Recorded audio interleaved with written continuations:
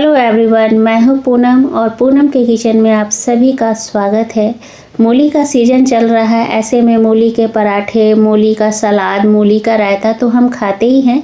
चलिए आज बना लेते हैं मूली से बहुत ही कुरकुरा, टेस्टी और आसान सा नाश्ता, जिसे बनाने में भी कम मेहनत लगता है और खाने में ये इतना ज़्यादा स्वादिष्ट होता है कि बनते बनते ही ये ख़त्म हो जाता है।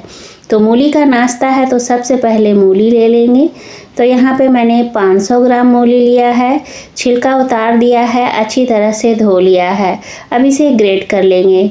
तो मैं यहाँ पे मोटे वाले साइज के ग्रेटर का इस्तेमाल कर रही हूँ। आप चाहें तो मीडियम साइज से भी कर सकते हैं, जो बारीक वाले होते हैं उससे भी कर सकते हैं, या फिर आपके पास ज़्यादा समय है तो बारीक काट सकते हैं, लेकिन इस तरह से ग्रेट करने से जल्दी हो जाता है। तो यहाँ पे मूली जो है वो ग्रेट हो चुका है, देखिए बहुत अच्छी तरह से हो गया है। तो अब क्या करेंगे, गैस ऑन करेंगे, कढ़ाई या पैन कुछ भी चढ़ा देंगे। तो मैं यहाँ पे पैन चढ़ा दे रही हूँ। पैन जब गर्म हो जाए तो 1 चम्मच यहाँ पे ऑयल डाल देंगे और ऑयल को बहुत ही अच्छी तरह से पहले गर्म कर लेंगे। जब ऑयल अच्छी तरह से गर्म हो जाए तो इसमें सबसे पहले डाल देंगे 1 छोटा चम्मच राई यानी कि सरसों डाल देंगे। सरसों को कुछ सेकंड तड़कने देंगे। उसके बाद यहाँ पे आधा छोटा चम्मच ज़ीरा डाल देंगे। जीरा को भी कुछ सेकंड तड़कने देंगे। उसके बाद यहाँ पे 2 छोटा चम्मच सफ़ेद तिल डाल देंगे। सर्दियों का मौसम है तो तिल का इस्तेमाल ज़रूर कीजिएगा, ये सेहत के लिए बहुत ही अच्छा होता है। इन सारी चीज़ों को कुछ सेकंड तक भून लेंगे, इसका हल्का सा कलर चेंज करेंगे। उसके बाद यहाँ पे 5 लहसुन की कलियां हैं, आधा इंच अदरक का टुकड़ा है और 2 हरी मिर्च है। सब चीज़ों को डाल के कुछ सेकंड भून लेंगे। अगर आप लहसुन नहीं खाते तो लहसुन को पूरी तरह से स्किप कर दीजिएगा। अब सारी चीज़ों को भूनने के बाद यहाँ पे जो हमने मूली को ग्रेट करके रखा था उसको डाल देंगे पैन के अंदर।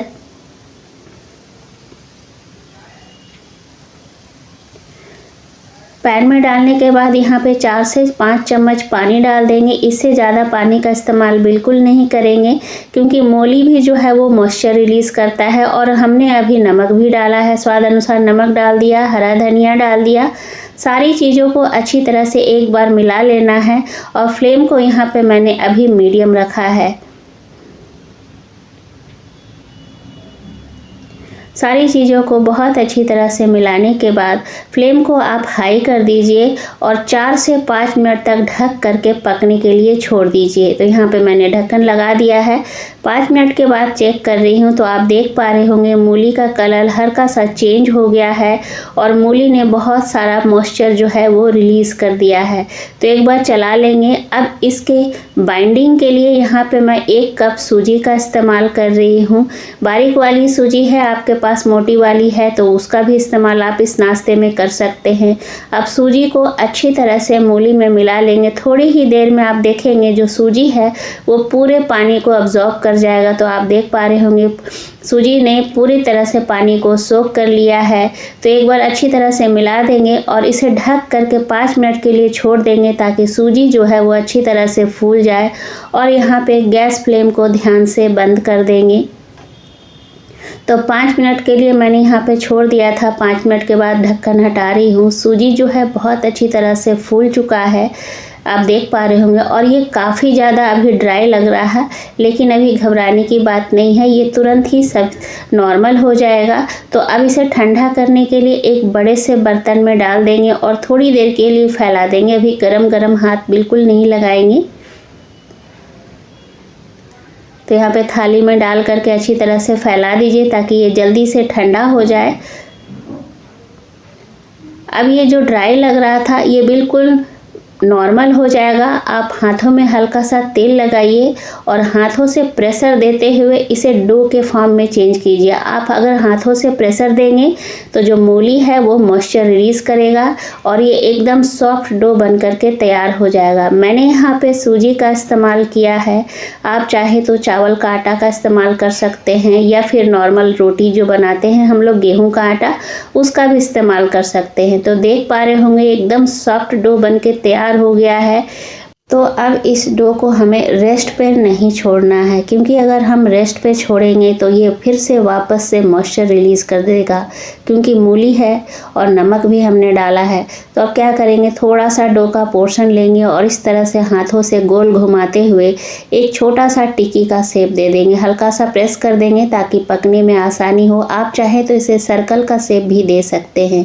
तो एक एक करके इस नाश्ते को हमें पहले बना करके तैयार कर लेना है।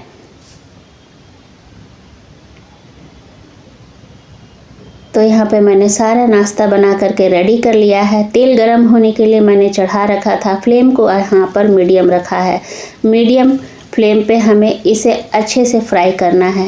अब यहाँ पे फ्राई करते समय ध्यान देने वाली बात ये है कि हमने इसमें सूजी डाला है, तो सूजी जो है वो काफ़ी सॉफ्ट होता है।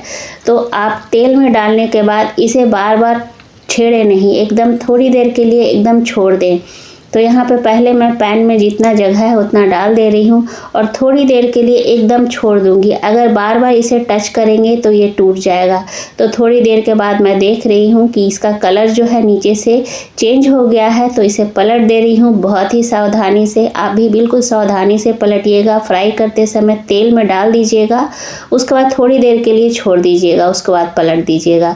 तो ये नाश्ता बहुत ही आसान है। मूली से बना हुआ ये नाश्ता है, हेल्दी भी है, टेस्टी भी है। मैंने यहाँ पे सैलो फ्राई किया है, आप चाहे तो डीप फ्राई कर सकते हैं, या फिर एकदम तेल नहीं खाना चाहते तो आपके पैन में आप इसे कम तेल में बना करके तैयार कर सकते हैं। तो यहाँ पे बहुत अच्छा कलर आ चुका है, तो बस अब हम इसे निकाल लेंगे। तो मूली के सीज़न में तो मूली की बहुत सारी वैरायटी बनती ही है, तो एक बार मूली और सूजी से बना हुआ ये नाश्ता आप ट्राई कीजिए। घर में सभी को बहुत पसंद आने वाला है और बनाने में भी समय कम लगता है, कोई ज़्यादा परेशानी नहीं होती है। तो यहाँ पे एक बैच हमारा बनके तैयार हो गया है, बाकी भी इसी तरह से फ्राई कर लेंगे।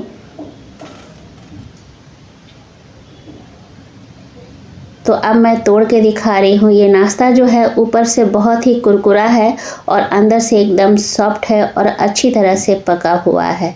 तो चलिए फटाफट से ये इस नाश्ते को गर्मा गर्म सर्व किया जाए। तो यहाँ पे मैंने हरे धनिए की चटनी और इमली की चटनी के साथ सर्व किया है। आप अपने मनपसंद चटनी या सॉस के साथ या फिर गर्मा गर्म चाय के साथ सर्व कीजिए, सभी को अच्छा लगता है।